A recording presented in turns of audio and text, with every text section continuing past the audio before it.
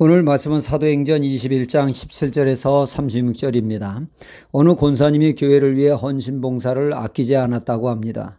그렇게 봉사함으로 축복을 받았으면 좋았을 텐데 그 반대 일이 벌어졌죠. 권사님이 그만 중병에 걸려 병원에 입원하게 되었습니다. 즉각 목사님은 병원에 신방을 갔으나 권사님이 신방을 받지 않겠다고 거부를 합니다. 그래서 목사님은 그분과 가까운 분들을 보내 왜 신방을 받지 않는지 그 이유를 알아보게 했죠.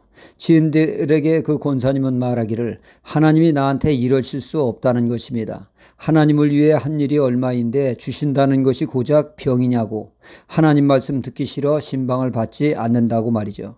끝까지 마음의 빗장문을 걸어 잠갔다고 합니다. 입맛이 씁쓸한 이야기가 아닐 수 없습니다. 우리의 신앙이 굴곡이 얼마든지 있을 수 있습니다. 믿음 충만, 성령 충만할 때는 하나님께 헌신하는 것 무엇인들 아끼지 않겠습니까? 하지만 신앙의 침체기에 접어들 때 몸을 사리게 되죠. 미온적인 태도를 보이게 되어집니다. 항상 은혜 가운데 거하면 얼마나 좋겠습니까? 그러나 우리의 삶에 여러 가지 이유로 롤러코스터를 타는 신앙이 되는 것이 우리 신앙의 현주소가 아니겠습니까? 이 들쑥날쑥하는 신앙의 편차가 그래도 완만한 사람이 있는가 하면은 그 차이의 편차가 심한 사람이 있습니다. 바로 앞서 말씀드린 권사님이 그 편차가 엄청 심한 케이스라고 할 수가 있죠. 누구는 신앙의 굴곡이 완만한 데 비해 신앙 굴곡이 천당과 지옥을 오가는 듯한 높은 편차를 보이는 사람은 도대체 무엇이 문제이기에 이리도 큰 차이를 보이게 되어집니까? 그것은 다름 아닌 달면 생기고 쓰면 내뱉는 신앙이기 때문이죠. 다시 말씀드리면 단 것, 즉 축복, 은혜, 형통은 할렐루야로 받아들이고 쓴 것, 즉 병, 실패, 손해 등에 쓴 시험거리로 받아들이는 사람입니다. 이런 사람에게 이런 원치 않는 일이 발생했을 때 신앙은 뿌릴째 흔들리며 믿네 마네, 하나님이 계시네 아니 계시네 하며 동네방네 다니며 나 시험 들었다고 떠버리게 되어지죠. 그러나 단 것을 감사하게 받아들이고 쓴 것도 받아들일 줄 아는 신앙은 일정한 신앙의 패턴을 유지하게 되어집니다. 롤러코스터를 잘 타지 않는다는 얘기입니다. 그 좋은 예가 욥과 그의 아내의 모습입니다. 우리가 더 잘 알다시피 욥은 동방의 떼부자입니다. 낙타며 소며 양이며 오늘날도 그렇게 많은 가축을 소유하기가 쉽지 않은 축산 재벌입니다. 하나님은 하나님을 경외하는 그가 손은 댄 것마다 축복하셔서 그의 부를 누리게 했습니다. 하나님은 하나님의 자녀가 누리는 삶을 원하시죠. 그러나 사단의 시험으로 인해 한순간 욥은 그의 재산은 다 날리고 알거지가 되었으며 그의 칠남 삼녀 자녀도 건물에 깔려 끔찍한 죽음을 맞이하여 대가 끊기는, 거기다가 설상가상으로 건강까지 무너져 삶의 기반이 완전 무너지는 처참한 상황이 되었습니다. 욥의 중마고 세 친구가 위로쳐 왔으나 워낙 처참한 상황에 어떻게 위로할 줄을 몰라 일주일 동안 벙어리처럼 넋놓고 있었다고 하지 않습니까? 이러한 상황에서 욥의 아내는 하나님께 크게 분노하게 되죠. 남편 욥에게 바가지를 긁어댑니다. 당신이 말끝마다 하나님 하더니 꼴 좋다고 말이죠.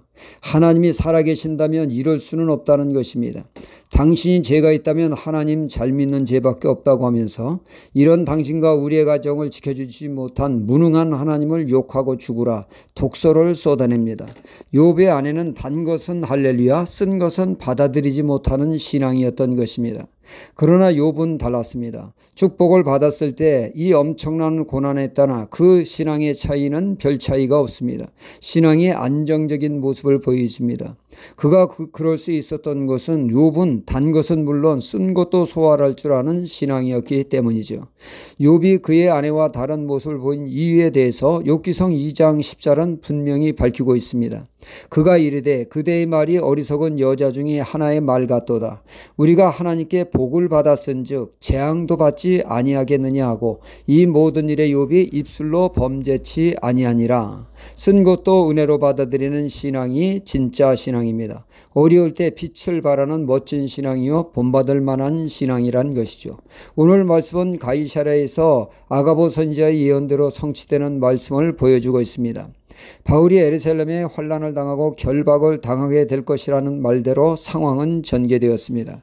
사도 바울은 나름 그런 일이 없도록 정결 예식을 행하며 눈밖에 나는 일이 없도록 매사에 조심을 했으나 아시아에서 온 유대인들이 시내에 바울이 이방인 에베소 사람 드로비모와 같이 있음을 보고 말도 안 되는 올가미를 뒤집어 씌웠습니다.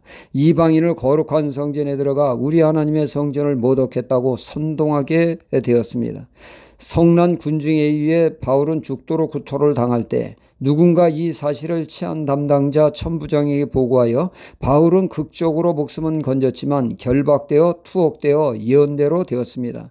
바울은 이런 투옥과 환난을 그는 믿음으로 받아들여 죽을 것도 각오하고 있다고 은혜로 받아들였습니다. 우리는 축복과 고난에 쓴 것에 단 것에 너무 일일비하지는 않습니까? 쓴 것도 우곡우곡 소화하는 성숙한 신앙의 모습을 보이는 우리가 되어야겠습니다. 할렐루야.